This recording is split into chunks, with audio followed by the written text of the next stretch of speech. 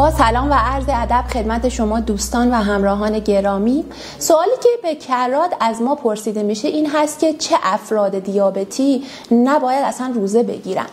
چه طبق توصیه‌های بین‌المللی، چه طبق توصیه‌های کشوری یه سری افراد بسیار پرخطر هستن از نظر روزه‌داری، چون روزه‌داری ممکنه در اونها باعث عوارض جبران ناپذیری بشه. عوارض خب اون عارضه‌ای که بیشتر از همه ما نگرانش هستیم افت قند هست و بعد از اون کم آبی بدن هستش. خب چه افرادی نباید اصلا روزه بگیرن؟ افراد دیابت نوع 1 که دیابتشون کنترل شده نیستش، چون این عدم کنترل ممکنه در ماه رمضان حتی تشدید بشه و نوسانات قند خون در ماه رمضان زیاد بشه و باعث افزایش قند و کاهش قند مکرر بشه و ریسک عوارض رو در فرد زیاد کنه. افرادی که دچار افت قندهای بدون دلیل میشن، خصوصا در 3 ماه اخیر و افت قندشون مکررن اتفاق میفته. خب اگر فرد حالا گاهن در ماه 1 یا 2 نوبت دچار افت قند میشه که دلیلی براش پیدا میشه، مثلا انسولینش رو تزریق کرده ولی غذاش رو استفاده نکرده، یا اینکه دوز انسولینش رو مثل همیشه تزریق کرده ولی فعالیت فیزیکی شدید داشته یا کربوهیدرات در حین فعالیت فیزیکیش استفاده نکرده، خب این افت قند قابل توجیه هستش. ولی اگر افت قندهای مکرری داره که اصلا هیچ دلیلی براش پیدا نمیشه، علیرغم اینکه رژیم غذاییش رو رعایت میکنه، علیرغم اینکه دوز داروش مناسب هستش، خب این افراد نباید روزه بگیرن و ممکنه دچار افت قندهای شدید در ماه رمضان بشن که خب بسیار ممکنه برای فرد خطرناک باشه.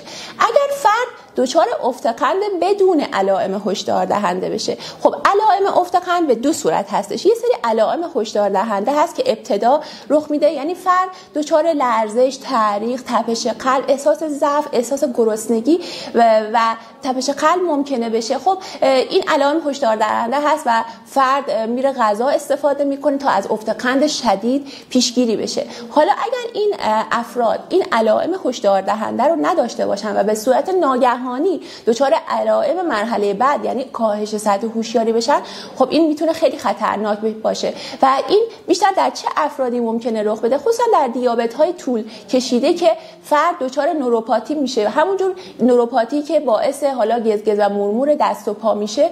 خب این نوروپاتی میتونه در سیستم اعصاب اتونوم یا خودکار بدن هم اتفاق بیفته که اگر این اتفاق بیفته خب ممکنه فرد این علائم رو بروز نده، یعنی که دچار افت قند بشه ولی اصلا دچار لرزش، تعریق و تپش قلب نشه و بدون این علائم هشدار دهنده وارد مرحله بعد یعنی کاهش سطح هوشیاری بشه و این خیلی برای فرد ممکنه خطرناک باشه. یا اینکه یه داروهایی استفاده کنه که این علائم هشدار دهنده رو نشون نده، مثل داروهای مثل پروپرانولول، متورال، آتنولول، کاربیدیلول یا بیزوپرولول که اینها سیستم اعصاب سمپاتیک رو مهار میکنن و این علائم هشدار دهنده رو ممکنه فرد با اینکه افت قند داره بروز نده، خب ممکنه به صورت ناگهانی دچار کاهش سطح هوشیاری بشه و بسیار برای فرد خطرناک هستش.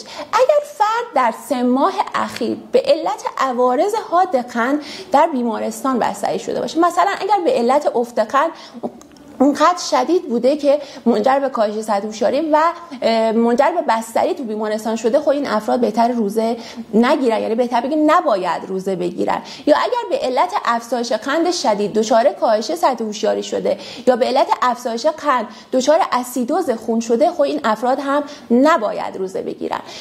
دیگه چه افرادی نباید روزه بگیرن؟ افراد باردار، خصوصا اگر در زمان بارداری دارو برای دیابتشون تجویز شده، خب نباید روزه بگیرن. و یه سری افرادی که عوارض دیابت رو دارن، عوارض عروقی دیابت، یعنی مثلا سابقه سکته های قلبی، سابقه سکته مغزی یا سایر عوارض عروقی مثل رتینوپاتی یا عارضه عروقی چشم یا عوارض کلیوی دارن یا عوارض عروقی پا یعنی سابقه زخم پای دیابتی دارن، اینها هم در ریسک افت قند و هم در ریسک عوارض افت قند ممکنه باشن و اینها هم نباید روزه بگیرن. و دسته آخر افراد سن بالا که افت قند براشون میتونه خطرناکتر باشه، کم آبی میتونه براشون خطرناکتر باشه. هم افت قند هم کم آبی میتونه فرد رو مستعد سکته های قلبی و مغزی کنه و این افراد هم نباید روزه بگیرن. امیدوارم که این مطلب براتون مفید بوده باشه. تندرست و شاد باشید.